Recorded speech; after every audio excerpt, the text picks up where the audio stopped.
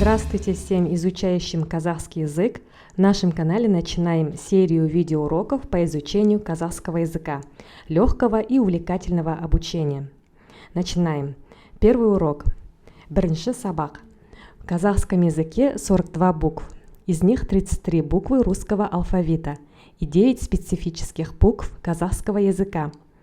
Г, Қ, Ң, Ө, О, Х, Поработаем над произношением мягкого гласного звука Его парный твердый звук А. Давайте сравним звучание. А – твердый звук, мягкий. Пожалуйста, повторите вместе со мной. А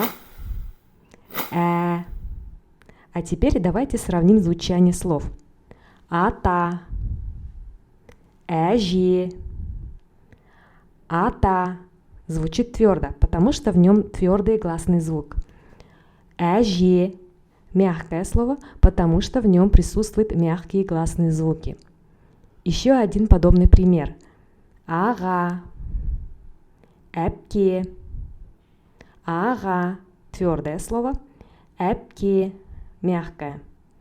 Закрепим правильное произношение мягкого гласного звука Давайте произнесем несколько примеров. Әсем, Әсем, Әдебиет, Әдебиет, Әлем, Әлем, Сәлем, Сәлем. Пожалуйста, запомните, слово мягким гласным звуком всегда звучат только мягко. Теперь давайте поработаем над произношением мягкого гласного звука Его твердый парный звук О. Сравните звучание. О – твердый звук, мягкий. Попробуйте повторить вместе со мной. О, А теперь постарайтесь услышать разницу и в произношении слов. Кош, көш. Кош звучит твердо, так как в нем твердый гласный звук О. Көш – мягкое слово, в нем присутствует мягкий звук Слова в казахском языке могут быть или твердыми, или мягкими. Это главный фонетический закон.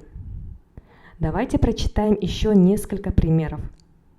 Тон, түн, қол, көл, пол, пөл. Разница звучания очевидна, так как звук О дает твердое звучание. Мягкий мягкое. Правильное произношение гласных звуков в казахском языке играет большую роль. От этого зависит смысл слова.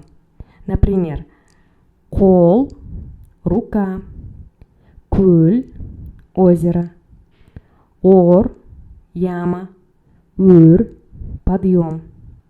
Сегодня мы познакомили вас с мягкими гласными звуками